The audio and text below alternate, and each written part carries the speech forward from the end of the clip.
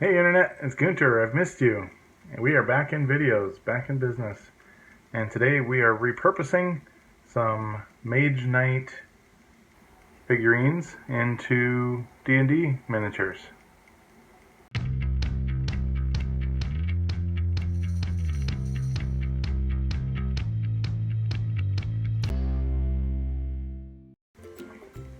Okay, so this is what we're working with here, and as you can see, the scale and size and detail are all pretty workable for the D&D table. The dial bases that they have are a little too big for our 1-inch grid, but the nice thing about MageKnight miniatures, for the most part, and you'll see me struggle here in a little bit, is that they're glued to the bases. They're not made with the bases at the same time. So a lot of times a little twist of that plastic or crafting knife will pop the miniature off of the base. Now, some of these fought harder than others did, so I'm going to give you a time lapse of all of my failing at trying to get the bases off of these guys, so enjoy.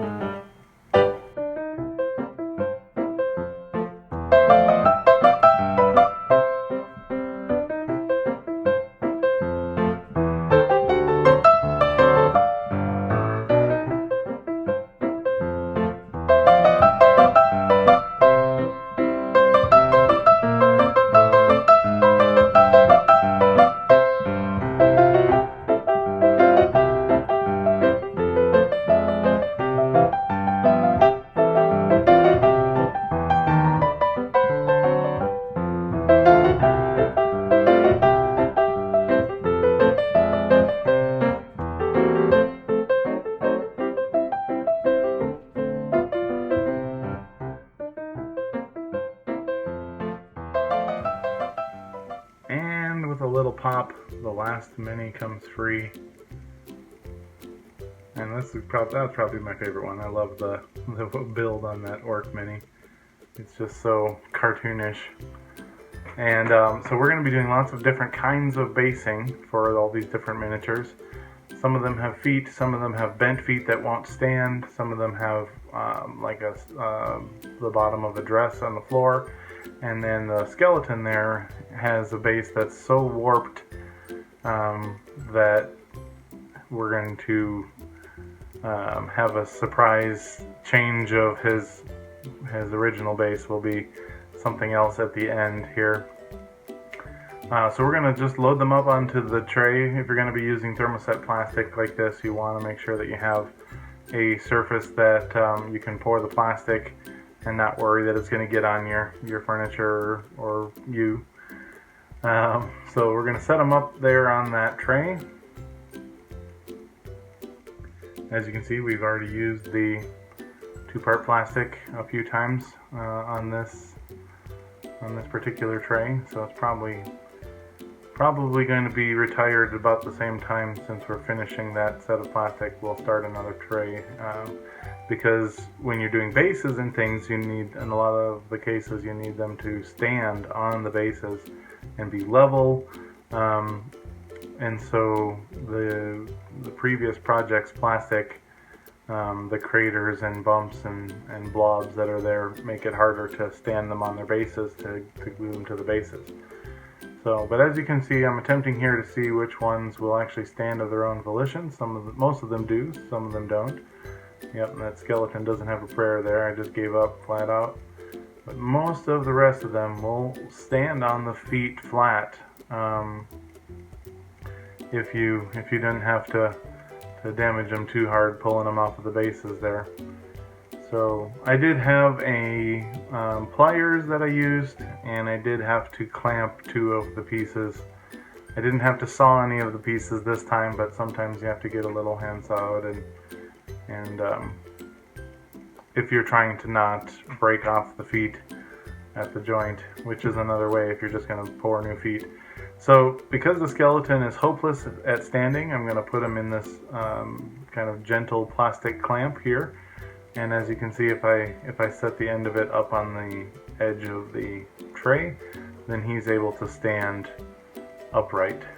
So he'll get a little bit bigger base than the 1 inch because he is so much larger.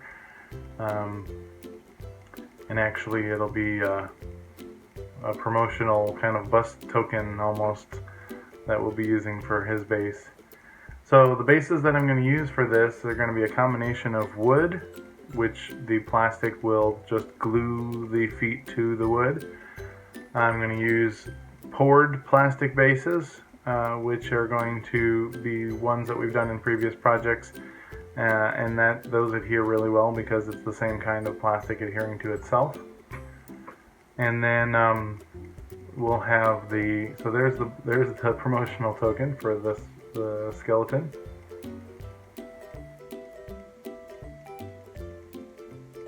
And I'll give you another speed up of these guys getting on their bases here. The other one that wouldn't stand on his own was the crossbow. His feet were bent upwards, so he would fall forwards, and while he could balance on the crossbow on the ground, it didn't really seem like very actionable to use the crossbow face into the ground.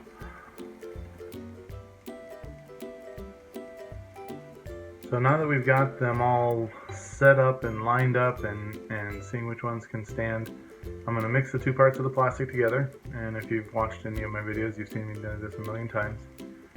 We've got a popsicle stick. We'll get to stir it. And so once it's stirred, then we're going to, for the most part, for rebasing miniatures, you only need the plastic to be an adhesive at the foot. So for most of these characters, we're going to be holding the miniature by the top, dunking the feet in plastic, and then setting them up on the base. So you do want to be careful, especially with plastic like this, because it is quick set. So if you get any on your hands, if you're not using gloves, shame on me, I should have been using gloves, but if you're not using gloves and you get it on your hands, you can wash it off with soap. You've got probably probably about 3 to 7 minutes from the time you mix it until it sets for this one. Some of them are longer, some plastics and resins take as long as 24 hours to set. You want to make sure you read those instructions. But here you can see I'm just getting the feet in and then setting his feet in the base. And actually the base there actually already had footprints because the other guy that was using the base pulled out of that base. So I'm going to come back to the crossbow guy because he was supposed to be held by the clamp and it kind of didn't work out that way. But I was happy this dwarf that I'm doing at the top of the screen, his foot actually broke off, and the way that the plastic poured, you can't actually tell. It just looks like he's leaning a little bit more forward than he was prior to that. So we've got all these, we're going to dunk all these, and I'm going to get you a little more fast forward here on that part.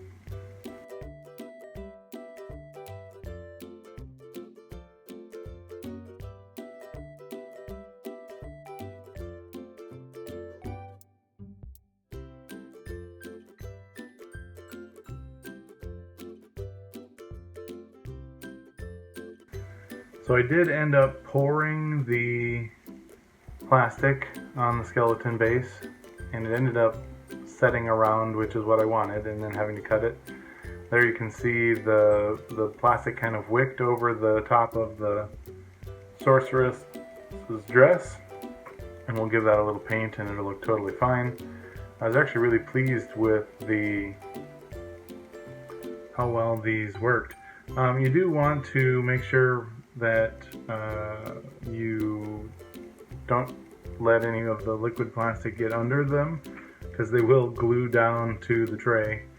And if that happens, you just want to pry them off with the same knife or paint scraper that you used to get the minis off of the bases in the first place, but this time you'd be going under the base.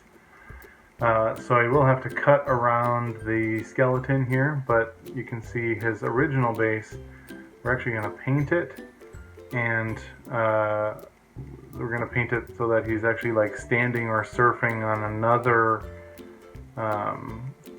lid to a crypt or a coffin, because he's using one as a shield, so he is giant, he is massive, and then his base ends up looking like he's standing on another one. So it works out pretty good. So we've got all of the bases, and as you can see also in the orc, he ended up being a little too wide for the 1-inch base. So I also gave him a base from Frostgrave, I think, but he could have gone the way of the bust token as well. Not really bust token, but that's kind of the size and shape. So next up, now that we've got all of our bases worked out and the different textures and things, now we're just going to slap on a little paint, and I'm going to give you another fast forward. We're just going to make them all black, and then we'll show you them at the end. So here they are. They're getting a little bit of black paint here.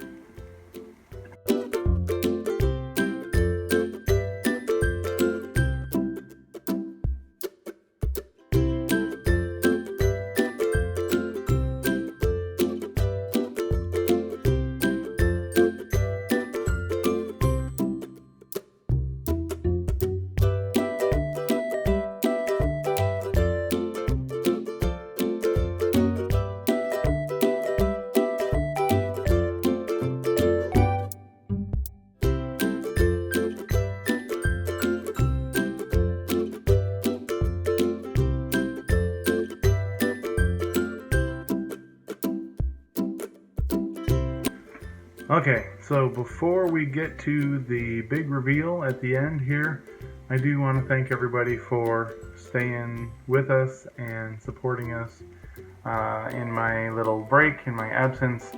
I am excited to get back to doing videos, and I do want to hear from you guys what kind of videos you want. If you want to support us with dollars, you can do that at Patreon or buy me a coffee. And we'll keep making videos. And yeah, if anybody has extra thermoset plastic, send it my way and I'll make it into videos. But we'll figure it out, and we'll show you off those minis that we rebased. So here they are, ready for the D&D table, and away we go.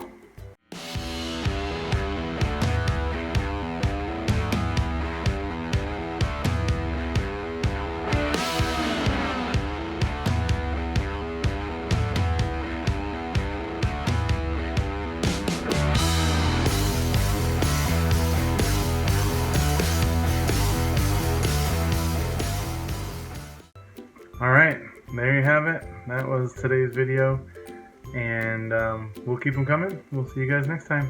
Thanks, Internet.